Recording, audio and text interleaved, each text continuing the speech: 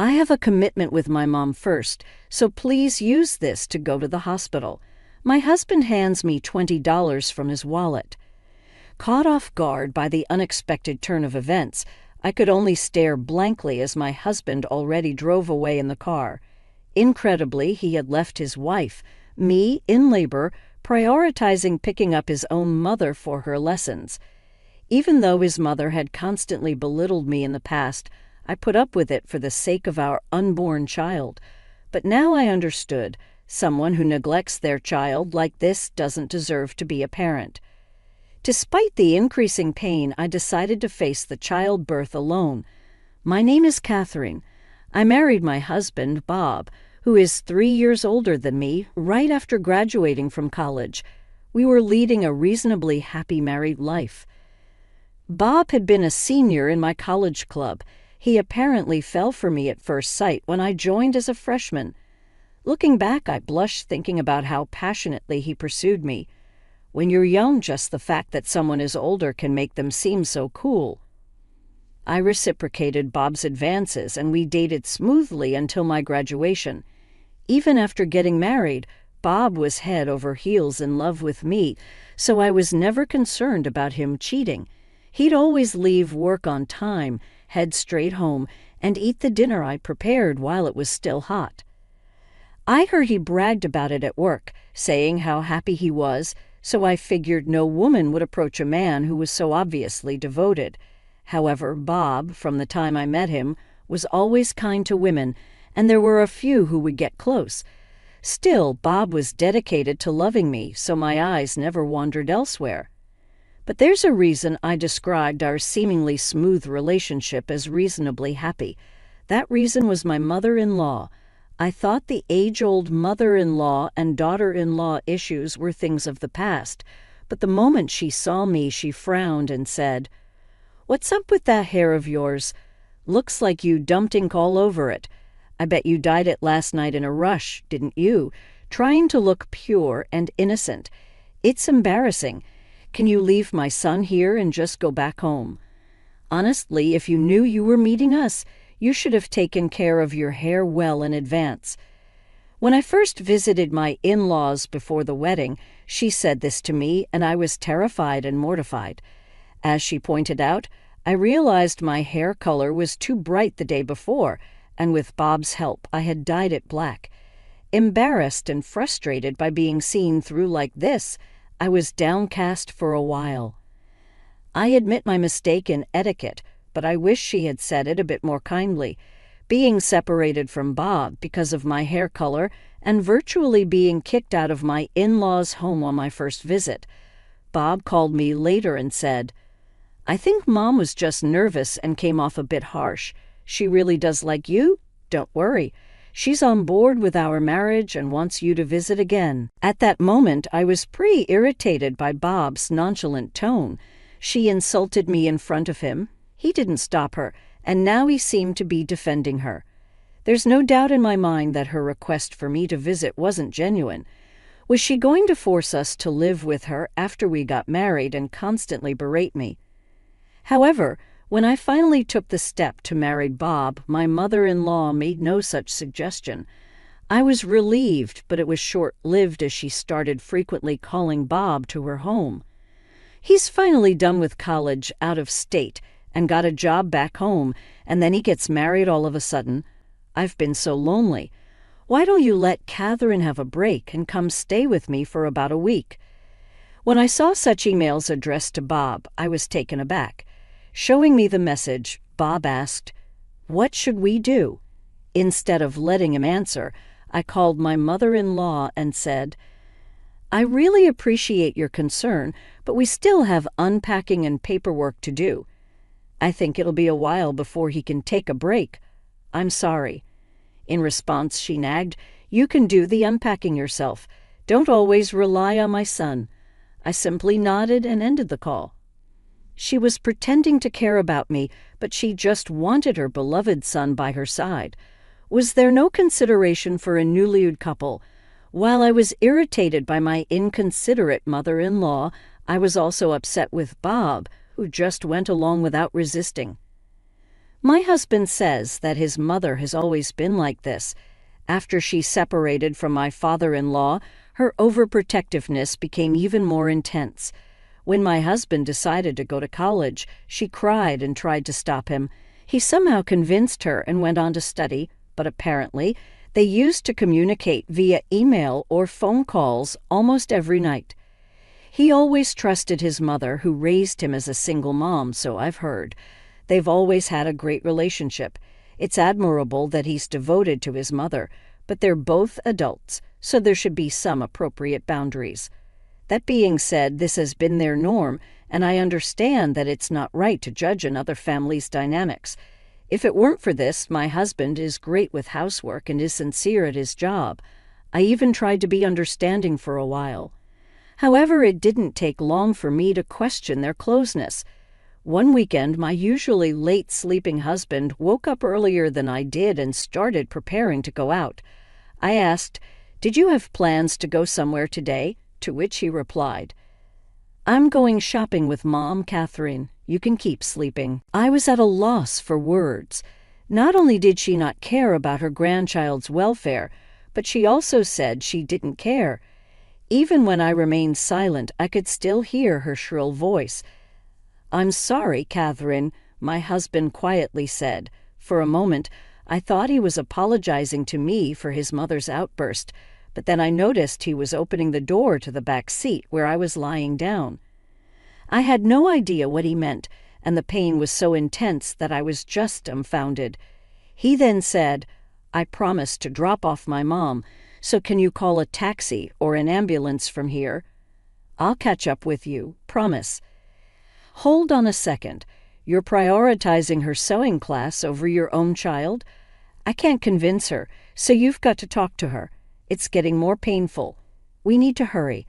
I raised my voice, since I was running out of patience, but my husband grimaced and said, "It's a weekly thing, can't be helped, right? I'm sorry I forgot to tell you about it. Here's some money. Try to manage with this."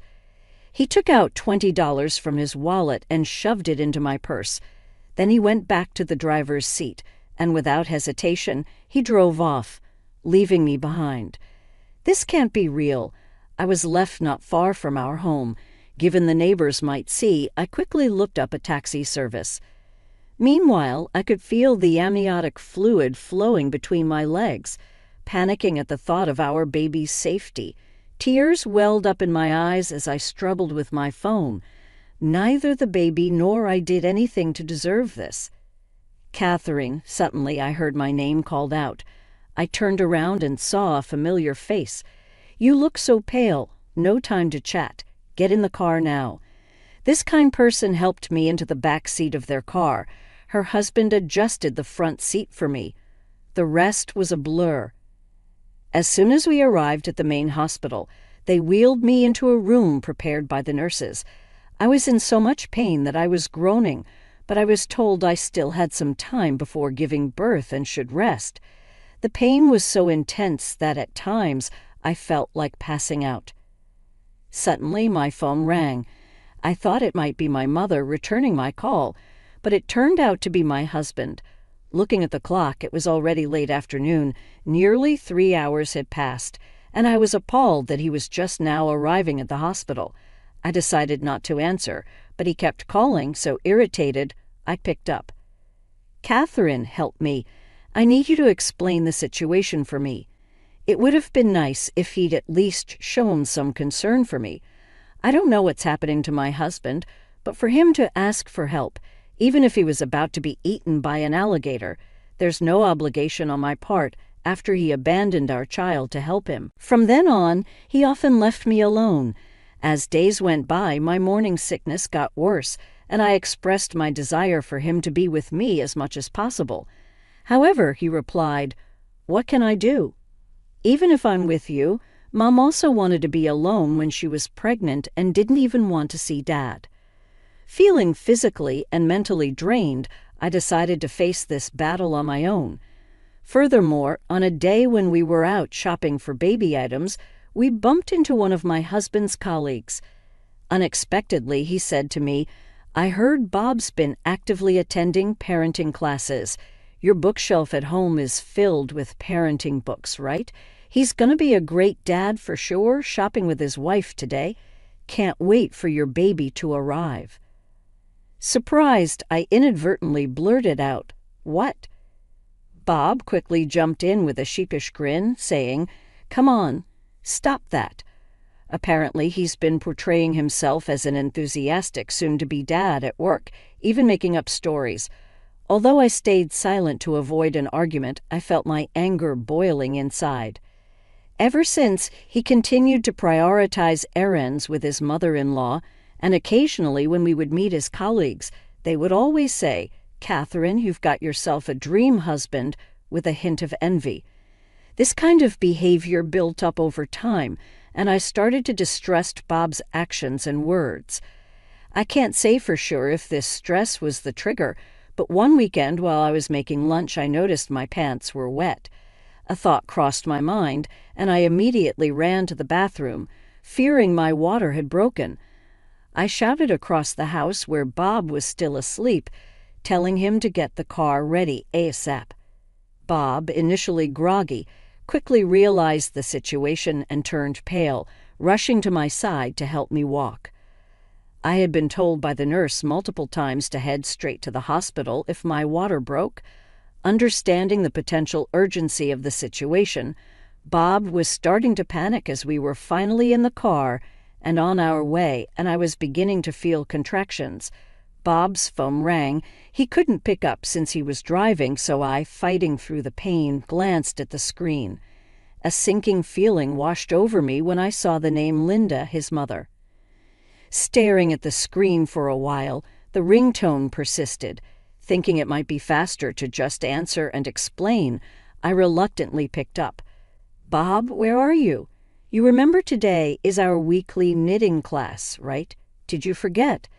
I shivered at the cloying voice she never used when speaking with me, but I decided to explain it to my mother-in-law. "The thing is, my water just broke, and I'm on my way to the hospital with Bob." As soon as I said that, my mother-in-law started yelling at me like she was a different person. "What's that got to do with me? Don't use my son as your personal taxi service. Can I speak to Bobby? I've got my weekly sewing class today after all, and I had this planned first." That was totally unexpected. Apparently, she wanted to buy some clothes and wanted his opinion, so she asked him to accompany her. This made me upset again, but I tried to keep calm and said, "Today's our day off together after a long time. Why don't we do something?"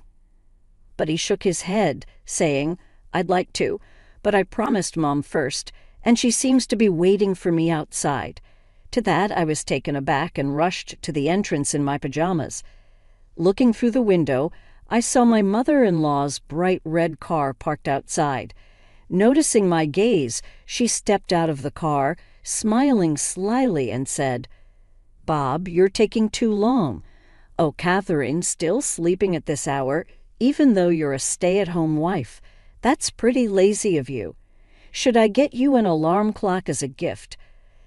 With her lips as red as her car, she laughed out loud, then lovingly took my husband's hand and led him to the passenger seat. I was dumbstruck, watching their intimate interaction, and could only watch as they drove away cheerfully. After this incident, I started noticing changes in my husband. He almost stopped doing household chores, which he used to do regularly, and began visiting his parents' house almost every weekend. His attitude towards me changed and became more demanding. "You're too lazy, Catherine. Whenever I'm off, you just sleep in. Do you think you're fulfilling your duties as a housewife? You even stopped wearing makeup. Just because you're married doesn't mean you should get sloppy. Even Mom's concerned about you. Maybe you should visit your parents sometimes." I don't know what my mother-in-law says about me, but my husband surely is taking advantage of that. He never complained about my naps or makeup when we were dating. But as my husband suggests, maybe my mother-in-law is genuinely concerned about my behavior. But considering how my mother-in-law treats my husband like her boyfriend, I can't help but think that she's just trying to annoy me. I hoped things would change once we had a child. Not long after, I started having doubts about my husband. I found out I was pregnant. My husband was ecstatic, his eyes shining with joy, and he held my hand, saying we would face this together. However, my mother-in-law's harassment only intensified. She would call my husband for trivial things like shopping, going to the doctor, or cleaning her house, leaving pregnant me all by myself. I tried explaining to my husband that her actions have a malicious intent towards me, but it backfired. Suddenly furious, he said, "Every time we meet, Mom talks about you, saying you should go to your parents or take some time for yourself. Getting mad like this will affect our baby. Just accept Mom's care and concern." "Who do you think you are? How dare you say something like that?" I shouted at my husband over the phone and hung up. A little while later, I went into labor alone. It would have been nice to have a dependable husband by my side at a time like this, but if a clueless husband who can't even prioritize is around, it might be better if you weren't there. Instead, I had the support of a kind nurse, and late that night my long-awaited baby was born. Both the baby and I were safe after the birth, and I was so exhausted that I fell asleep right away. First thing the next morning, the nurse came into my room and told me that my husband had arrived. Apparently, he had come right after the birth, but since I was in such a deep sleep, the nurse kindly sent him away. Honestly, I thought I'd never want to see him again, but when he entered the room looking all gaunt, I couldn't help but ask what had happened. The previous day, the neighborly older lady who had always gotten along with picked me up when I was in distress and took me to the hospital. Because her son was around my age, she always took care of me as if I was her own daughter. She had been my pillar of support when I was newlywed feeling insecure. When she asked about my husband in the car, I told her he was dropping off his mother for her hobby classes. She got furious on my behalf. I had no idea that her anger would push him to the edge. After she dropped me off at the hospital, she apparently spread the word throughout the neighborhood. Given that she was the head of the local community association, she had a lot of influence, and her friends confronted my husband en masse. It seems the situation was so chaotic that there were rubberneckers gathering around our house. Asking for my help in that situation clearly showed his lack of intelligence. I hadn't received a single call from my mother-in-law, and I had already made up my mind. "Can you please leave? I'm not feeling well, and my parents will be here soon. They know about this, right? I want to apologize." "Can I stay?" My husband mumbled in a pitiful tone. "What? I don't care if you want to apologize. I'll be busy, so leave." "Please don't say that. By the way, where's our baby? Let me see him once, and then I'll leave." "Just go. There are other expecting mothers here, so get out." Even after my cold response, he stayed, so I ignored him, turned my back, and pulled the covers over myself. "Hey, I'm sorry. Can you at least call my mom? I want to send her a picture of the baby." "Should I call a nurse?" My husband reached out and shook me. I couldn't stand it anymore and was about to push him away when, "What are you doing? Don't touch her." My parents had just entered the room. My mom rushed to my side, pushing my husband away. "How dare you shake a woman who's just given birth? And after what you did, how dare you show your face here? I'm so disappointed in you. Get out now." Even I had never seen my mom so furious. My husband was intimidated and finally left the room. My dad followed him out, and I'm sure he gave him a good scolding. I refused to see my husband during my hospital stay. After I was discharged, I took the baby and went to my parents' house. Afraid that he might do something, I brought up the idea of divorce over the phone. From now on, I'll be proceeding with the divorce through a lawyer and just informed him about the claim for damages. I completely ignored any objections from him. By the way, the damages I'm referring to are the scratches and bruises I got when he forcefully pulled me out of the car. He tried to make some excuses, but I told him I have testimony from the neighborhood lady and her husband, along with photos of the injuries from that day. He then kept silent. My lawyer mentioned that since this was gross misconduct towards a pregnant woman, the compensation might be substantial. While I was busy taking care of the baby, my mother-in-law Susan once stormed into my family home. The rumors spread by Catherine didn't die down easily, and the looks from the neighbors were chilly. Apparently, she was blaming all of this on me for not respecting their family. However, my intimidating father handled everything.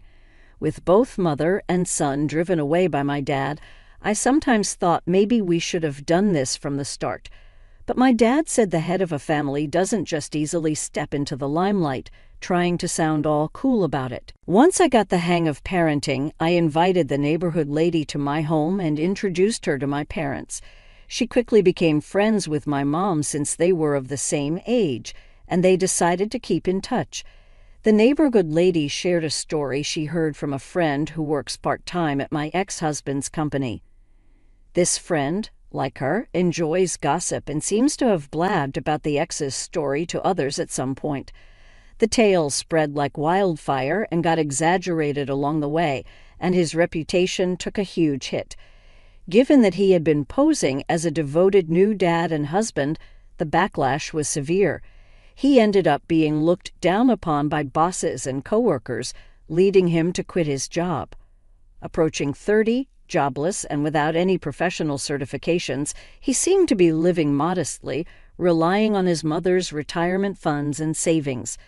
Becoming somewhat of a recluse due to the community's judgment. A few years later, I got a call from him. I almost forgotten about him, but his rude greeting prompted me to respond in kind. "I've moved. What do you want?" His reply was predictable, full of entitlement. "You moved. Living it up with the compensation money I gave you, huh? Must be nice. Come back right now. Let's start over. Mom wants to see you too." His ramblings made no sense. "Why would I go back to you? Are you still going on about Mom after all this time? Don't call me again? I don't want to hear it." I hung up without waiting for a response, but my phone kept ringing. When I finally managed to block his calls, he began flooding me with texts, begging for reconciliation. I read them just to be sure, but they were filled with nonsense. Don't you think it's sad for a child not to have a father? And even though you owe so much to Mom, not letting her see the child is utterly disrespectful. I deleted all of them and changed my email address. Though this whole incident was a nightmare, it allowed me to proceed with the divorce advantageously and take appropriate action against him. If a family member is going to be such trash, it's better for my child that they're not in our lives. I find comfort in this thought as I enjoy parenting supported by my parents, who have now become loving grandparents.